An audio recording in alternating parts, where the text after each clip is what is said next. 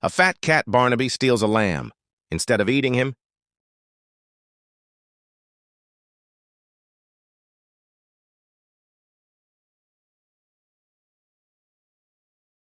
he feeds him milk and convinces the lamb, Lambie, that he wants to free all the sheep and cats from the farmer.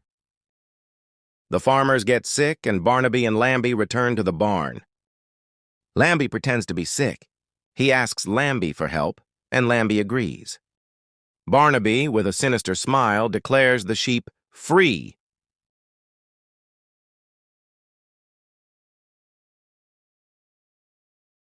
He and Lambie then systematically poison all the sheep, luring the farmers into the woods where Barnaby gives them poisoned food.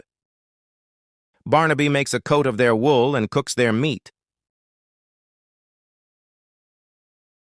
Celebrating his victory with Lambie,